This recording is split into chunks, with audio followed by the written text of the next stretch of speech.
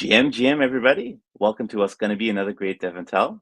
So if you didn't know, DevNTell is a 30-minute podcast for builders to showcase something they're passionate about or have been building in Web3. This can be an awesome project you've been working on, demonstrating you testing best practices, automation goodies, how to structure smart contracts, and so on and so forth. Basically, if you've got a passion for something, this is your platform to share it with the Web3 community. And today I'm ecstatic to have Mardeni, the CEO of WeaveDB, on the show. He's going to be going over what WeaveDB is, how to use it, why it needs to exist in the first place, and how you can get started with it today. Before we get into that, though, let's hear a brief word from the sponsors of this show. Today's episode of DevNTell is brought to you by Consensus 2024 by CoinDesk. Consensus is the largest and most established global hub for all things crypto, blockchain, and Web3. Get your $299 developer pass today to connect with the industry's largest concentration of blockchain builders, learn directly from top chains and protocols, as well as join the IRL Easy A Hackathon. Use the link in the description below to grab your ticket today, and for the first 30 people to register, you can save 20% with the code DEVDAO. That's DEVDAO. Now to today's episode. Hello, GM. Yes, welcome all to what's going to be another great show, and welcome, Mardeni. Really appreciate you taking the time on your Friday evening to join us today. Thanks a lot for having me. My pleasure. So I'm actually one of the first members of DevDAO. I joined like 2 or 2.5 years ago. I remember I still have the NFT actually. I'm one of the early NFT holders, and I'm really proud of where it is right now. Yeah. I forgot to mention that, but yes, Mardeni is one of the OG DD members. So it's really, really awesome to see where he's come to from starting from DD to this point. And I guess maybe if folks are new to the developer DAO space or Web3, perhaps would you like to give a brief introduction about yourself? Yeah, definitely. Hey, everyone. My name is Ahmad Mardeni. I'm the CEO and co-founder of WeaveDB. I started with Web3 around 4 years ago. I was basically just trading on the side. And then I saw, there is like a couple of coins that went 5x or something in a couple of weeks. And I had to dive into the projects themselves. I contributed to many projects over the years. One of them was the Graph, an indexing solution. And we started WeaveDB a couple of years ago to solve the problem of having centralized databases. But we'll dive into this in a minute or so. That's awesome, man. And I know we were talking briefly off air about this, but do you want to mention briefly the program your WeaveDB is part of? Mm-hmm. So WeaveDB is currently based in Abu Dhabi. So we are a part of Hub 71, and we are officially supported by the government of Abu Dhabi. The government of Abu Dhabi is trying to build a Web3 ecosystem, or actually a tech ecosystem in the region. And they recently started accepting Web3 startups. They have a program called Hub 71. The acceptance rate is like 0.7% or something. And we are proudly one of the first startups to be officially joining it. That's amazing, man. That super small acceptance rate and being one of the first earliest members of that program is really amazing. Well done to you and the team on that. Yeah, definitely. I guess in the interest of time, do we want to get right into the content? Yes, let's get right into it. Let me share my screen. Sure thing.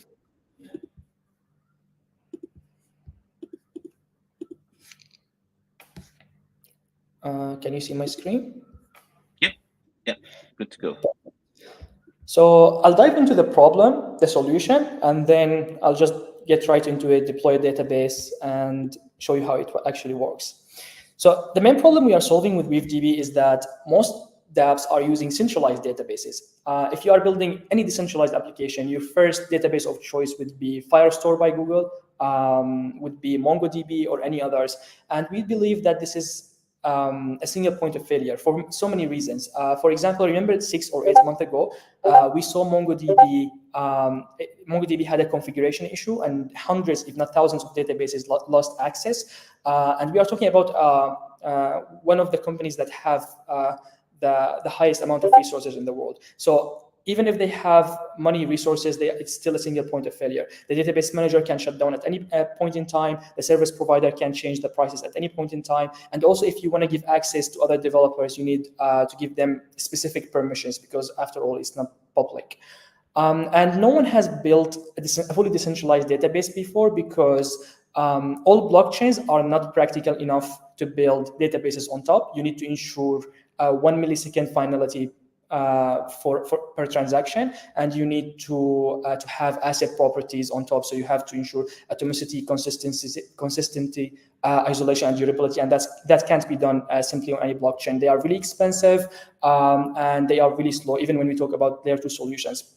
And we believe that the data economy is much bigger than the financial economy. So blockchains are good enough for token transfers, for NFTs, for simple smart contract interactions, but you can't basically store data on top. Now, what is the solution? We basically built WeaveDB as a modular database. So WeaveDB has 4 different layers. The first one is the data sources. So currently we use a solution called Rweave. So you pay for a one-time fee and you store your data permanently. And we can support any other other storage solutions other than Rweave. We also have indexers. So our indexers are built within the smart contract itself. So you don't need an indexing solution on top. We currently support NoSQL, document-based databases, but in the future we'll be able to support other types like relational databases, GraphQL, and others. We also have our public APIs that are exactly similar to Firestore. So we'll dive into this in a second, but actually all of our queries, if you go to our write queries, all of our queries are exactly similar to Firestore. So if you are a Web2 dev who used Firestore before, you will be able to dive into WeaveDB with no learning curve. So each WeaveDB database is a smart contract itself. And we basically separate computation from storage. So storage is happening on Rweave permanently, and computation is happening off-chain on the client side. And we recently announced a solution called ZK-JSON. So with ZK-JSON, I'm not going to dive into it actually technically for this workshop, but it's basically a way of bringing off-chain data on-chain. So you can generate a ZK proof of something that exists off-chain, JSON specifically, and then store it on WeaveDB and then access that from within any smart contract on any EVM chain. And actually, you can find the repo on our GitHub. I'll share this link with you here. So now I can share it with you. So you can go to our GitHub and try it out yourself if you are looking to dive into more this solution.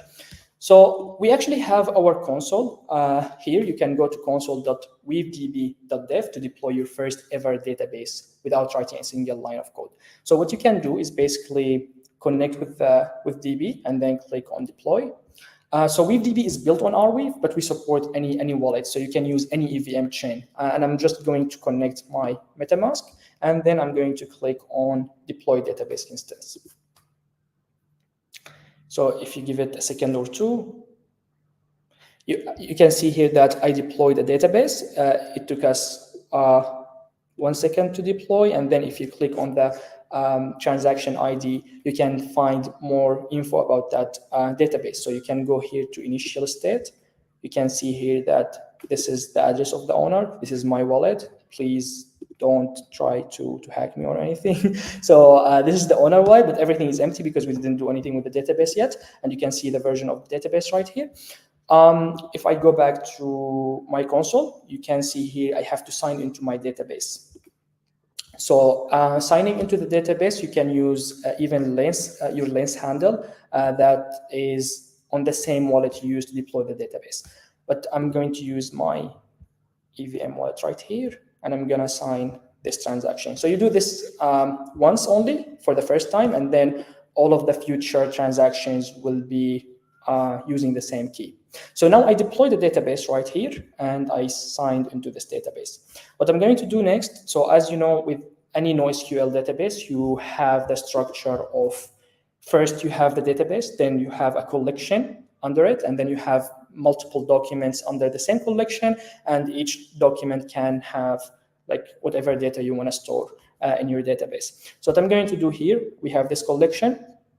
And by the way, everything I'm doing here with this console can be done using our SDK. So you can go to SDK reference and do everything using our SDK, but this is just like as a no-code console, and it's really quick to show. Anyway, I'm going to have a collection ID called people right here, and I'm going to click on add. So I just added a new collection called people. And what I can do, so you can go to our docs.weavdb.dev, and you can follow the quick start tutorial if it's your first time using WeaveDB. What I'm going to do here, I'm going to Web Console, and then I'm going to query your database, and I'm going to add a new document. So I'm going to go back here, and if you see right here, there is a section for custom queries, and you can see right here all the queries that you can perform on WeaveDB. So some of them can add data, can update, can delete. So the question here actually, how can you update and delete data if it's permanently stored on Arweave? So everything with WeaveDB is stored as a state of a smart contract. So whenever you are updating that state, the previous state is still existing on chain, on Arweave, but the new one is actually a new piece of data. If you are updating. If you are deleting, it's just not pointing at anything. You can also do admin queries. You can go through all of these. Actually, all of them are documented well enough on our documentation. What I'm going to do here is to add a new document. So as you see here, the structure is that you have the parameters. So this is a string, and this is a number, and then I'm adding it to the collection that I just added called people. So the first one is a string, and the second is a number, and then to this collection called people. And if we click enter here, and if we refresh here, you can see here that this query actually generated a new document ID. So an add query generates a new document ID, and a set query allows you to add the ID yourself. So if I do something like get people, you can see here that we have Bob and what we can do also, so set allows you to add your own ID. Okay, let's try it out ourselves also. But let's change it here. Narb, what's your age? I'm 33. 33. Actually, 3 is my lucky number. There you go. But I'm going to add this a new document to the same collection, but I'm assigning this new ID to it. So if I click here and I try to refresh, you see here that we have Bob, which is an ID we added right here. And the data is basically first is name, Narb, and age 33. So this is just a simple, like we added a collection, we added documents, and we added data to that document. And what we can do to query that data back is just get people, and you see here we have 0, which is Bob 20, and 1, which is Narb 33. So you can also try out to update. You can just go to this document, and we have here the update method. It's pretty simple, and you can update a specific parameter within a specific document. So what I'm doing here, so Bob, the ID Bob has 2 fields. The first one is Narb and 33. What I'm doing here is updating to 30. So if I click here and try to refresh, as you see here, we have it 30. So I just updated the document within the smart contract itself. Now, there are many other queries you can check out on our official documentation that I'm not going to dive into, but you can do also advanced queries like searching with where statement or with limit, for example, limit based on like only 0 and 1, for example. So you want to get the first 2 documents within a collection. What I'm going to do next is basically specifying the schema of the database. So as you know, if you have a database, you need schema because anyone can add any type of data randomly, and you don't need that within your database. So what I'm going to do here, if you go to setup data schema, I'm gonna set up a really simple one, and I'm just gonna copy paste this one here and explain it in a little bit. So what I'm doing here, this is the collection people, and I'm just editing the schema of this database. And here what I'm saying that there are 2 required documents. The first one is called name, and the second one is called age. And the first one has the type string, and the second one has the type number. And if anyone else try to add any data that doesn't follow this structure, then it will fail and the query won't go through. Okay, let's try it out. I'm going to add the schema, and it's already specified right here. So if you go back to our query your database and you try, for example, to add this one. So what I'm going to do here is to add name AA and add it to the collection people. Now, this is not following the schema, so logically it should fail.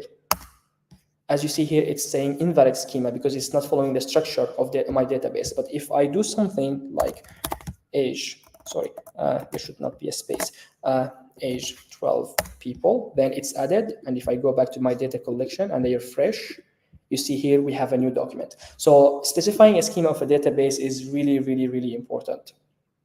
Now, next on the list of the features is access control rules. So when it comes to our Weave, we realized when we were building WeaveDB is that you can't execute JavaScript functions on chain. So you can't build access control rules, or you can't build cron jobs or any of the features. And they are really important to build a database. This is actually access control rules is one of the reasons why no one tried to build a database on existing blockchains before. Because anyone can add data, anyone can edit, anyone can have access, and you don't need this. You don't want this with your database. So what we did, we actually built a programming language called FBJSON. Let me send the link. So we built this programming language, and what it does is basically it allows you to execute JavaScript functions as JSON arrays. So usually if you want to do an add operation, you have to write a function, and then you have to return first number plus second number, right? But with FBJSON, you can basically just do this simple JSON line. So what's happening here is that I'm adding 1 to 2, and it's giving me the result 3, and it's a really simple JSON line. It's a really simple programming language. All devs can understand it really easily, but it's extremely, extremely powerful. This is a really simple line right here, but you can do all kind of stuff using FBJSON. And it's actually a programming language you can use for your own protocol, not specifically for WeaveDB, but we built it for WeaveDB. Now, this programming language, actually we built, this is the V1, we built FBJSON 2.0, and it's going to be released soon with additional features. Now, because of FBJSON, we were able to build access control rules, cron jobs, and other features. What access control rules are, basically, I can specify who can interact with my database to a really detailed level. So I can say that Narb can only edit a specific document within the database, but he can't delete, he can't add, he can't do anything else. And another guy, he can only add, but he can't edit, for example. So you can specify who can do stuff within the database. And all of that is using FBJSON. So let's go here, set up access control rules. So this is a really, really simple rule saying that only the signer can update the data again. So anyone can add data to my database, but for example, since I added these documents, if Narb connects to my database and he tries to edit any of these, update the data of any of these, it will fail. It will not allow him to do so. But if I try to update, it will allow me to do so. So this is a really simple rule we can implement, but actually we don't need to. So we can go here, access control rules, and have actually each access control rule is specific to the collection itself. So when I'm adding access control rules, I'm just adding to the people collection here. So I can go right here and add this. So now I am the only one who's allowed to do this. Actually, after the call, if you take this transaction, this database, let me share it with you guys here. So if you try to connect to this database and you try yourself to update any of the documents existing here, it will fail. It will not allow you to do so. But try to add a new document and then edit it yourself, you'll be able to. Anyway, so this is access control rules, but it's extremely powerful. You can do all kind of stuff, like to allow someone to edit, delete, and use any of these queries right here. Okay, next on the list, indexes. So with WeaveDB, we have built our own indexer within the smart contract itself. So data is already indexed as a single index. But if you want to do compound indexes, you have to add this manually to your smart contract. Now, what you can do with multiple indexes, let me share it. You can find it under SDK reference, under access control. Yes. No, not access control. You can find it under indexes. Yes. So what's happening here? You can add this index, for example, that gets you the collection of people, first based on the age, and second based on the height. Of course, like in my database, I don't have height, but if you have a parameter called height, which is number, like type of number, then you can specify, oh, I want the height in a descending order, or I want the height in an ascending order. So first it will order the results based on age, and then it will order them based on height. Or you can just order them based on height from the beginning. So indexes allow you to do multi-indexes at the same time. Like this is first one and this is the second one. So you can add this to your database, and if you don't need them, you can just use single indexes that allows you to do stuff like get people, which is getting the entire collection with all the documents right here. Next on the list is cron jobs. So cron jobs are basically scheduled tasks on chain. So one of the, let me check the time. Okay. So with cron jobs, you can basically do stuff like, let's say you are building a social media DAO. And whenever someone is liking a tweet, or whenever someone is following someone, you need to add one to the total number of followers, right? You need to increment by one. So you can use cron jobs to do this fully on chain without having anything happening on your server side. You don't need the software to do this. So whenever someone is clicking that button, it will trigger another query to add one, or trigger another query to do whatever you want. And cron jobs are extremely powerful at the same time. And they are also possible because the programming language we built called FBJSON. So these are the main features of WeaveDB. But also we have relayers. With relayers, you can bring off-chain data using LIT protocol. And we are also, so this is deprecated actually, we have to remove this from this list, but we are actually, so using WeaveDB as a smart contract is good enough for low traffic applications and maybe mid traffic applications, but we are releasing our RAS soon, which is roll up as a service, and it will give you 1000x performance. So if you are building anything unique, anything that requires high traffic on WeaveDB, please, you can message me on Twitter, you can message me on Telegram, and I'll give you access to this service so you can try it before anyone else. I think we only have a few minutes left, so I'll open up for any questions if the audience have on YouTube or Twitter. No, this is amazing, man. It looks like a very full and robust system here. I have a bunch of questions before as we wait for the crowd to send in theirs. I guess in terms of the data that is uploaded, you did mention that there is support for LIT protocol, but can people assume that their data, if they're uploading semi-sensitive personal data, can they assume that data will be encrypted, or is it all public? So I don't really recommend using WeaveDB for any sensitive data. So WeaveDB was built for things like if you want to build a social media DAO, or if you want to build an NFT marketplace. Like let's say, for example, Facebook. Let me give you an example from the Web2 world. A few days ago, Facebook was sued because in 2019, 2020, they deleted data related to COVID-19 lab leaks because the White House told them to do so. And the actual email was leaked, and they got sued for it, and they paid money. And they were influenced by external factors, which is the government. In case of WeaveDB, if your data is stored on, if like the data of Facebook, which is publicly available for anyone to read, is stored on WeaveDB, even if you delete it in the future, the state of the previous piece of data is still existing on the chain. So you can go back and see what happened.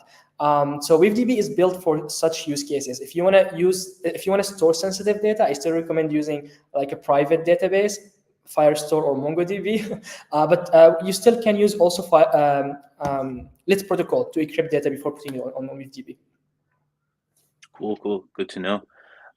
In terms of being able to query the data, I saw that there's a robust filter set.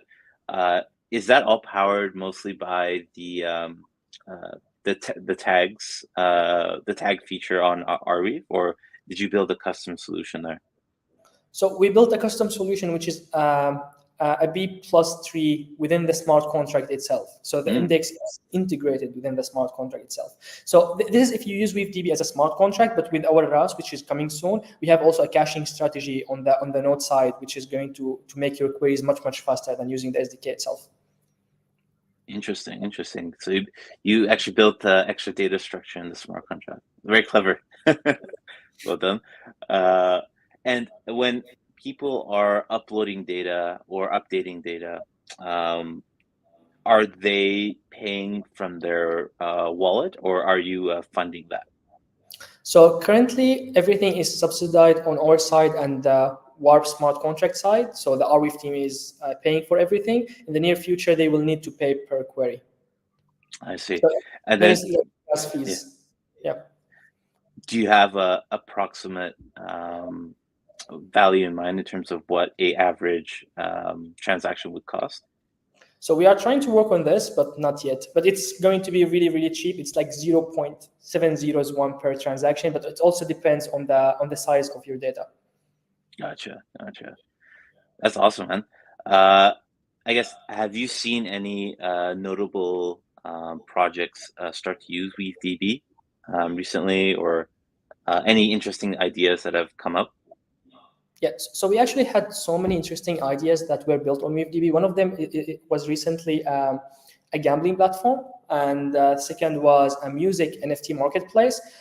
Some lens-based applications were also experimenting with WeaveDB. One of them was LensPlay. I actually just texted the team so we can onboard them on the RAS service. So LensPlay wanted to build a feature of playlists. So you know how on YouTube you can just create a playlist and share it with anyone else to access the same videos? You can do this on Lens directly.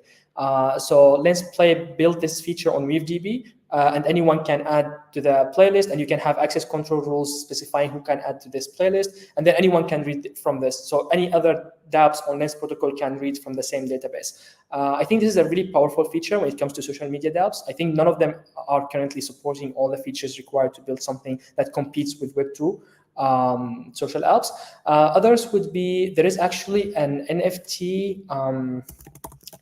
There is an app that I actually mention a lot because I love what they have been doing. This one called NFT Canvases. And what they did is basically on-chain authentic NFT prints. So you can print an NFT. Just let me stop sharing this. Yeah, you can print an NFT as a physical one, and then you will have a QR code. And if you scan the QR code, it will say that you are the real owner of this NFT. And all of that is done through WeaveDB. So basically, they indexed the NFT collections they have, and then they associate each owner with his NFT, and no one can alter this database. So even if the company, this one called NFT Canvases, disappear, the database will still be on chain forever and ensure that you are the owner of this piece. Awesome, that's great to hear. I guess final last two questions for me. Are there any plugins plugins available to sync WeaveDB data to like Elasticsearch, for example, or is anyone working on such things? Sorry, to sync what? To sync data from WeaveDB into like Elasticsearch, for example. I'm not aware of any solutions, to be honest. There you go, folks. If you want to build something new, that's a great ocean of opportunity there, because I'm sure there's going to be lots of great opportunity to sync lots of data from WeaveDB to I also want to mention solutions. Yeah. Go ahead. I also want to mention something as a dev. So before, if you wanted to build an application, you wanted to build a Firestore database, for example, you had to host this somewhere. Firestore is hosting this somewhere on a server for you. But when it comes to WeaveDB, there is no server in between because your database is on chain. It's a smart contract, and each piece of data is duplicated across many nodes because it's on Arweave. So there is no cost associated with maintaining a server here, or cost associated with having an engineer like taking care of your database full time. Yeah, That's a really awesome out of the box feature.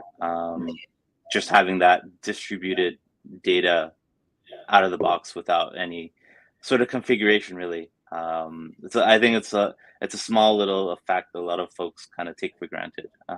Whereas in the Web2 world, you have to actually like, configure that and have people manage that. But yeah, And I guess yeah. Go ahead. if you don't take the time, your database just disappears.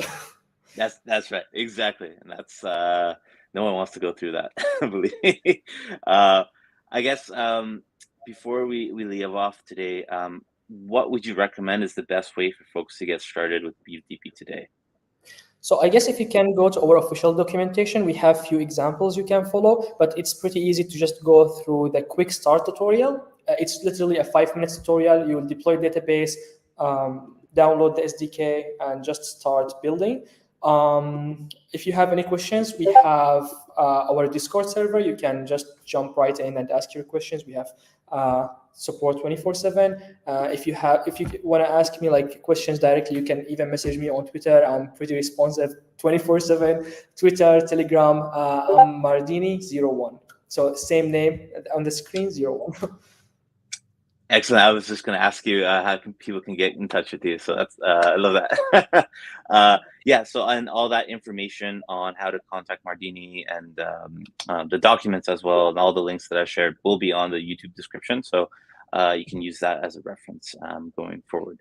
But yeah, just want to thank you so much, Ahmed, for taking the time today to come on the show. I really, really appreciate you coming on and sharing WeaveDB. I think it's a really, really interesting and fascinating project, and I'm hopeful a lot more folks think the same after watching today's session.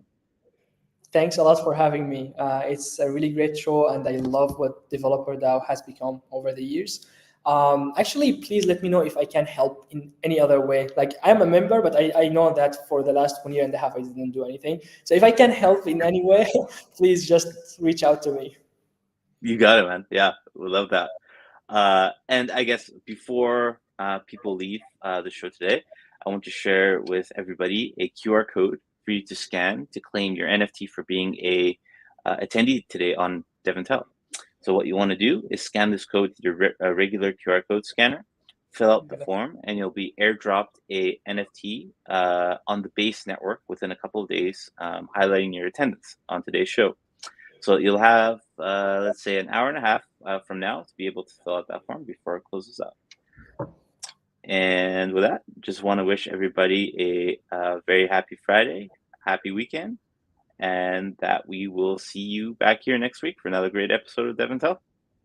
All right, see ya. Bye.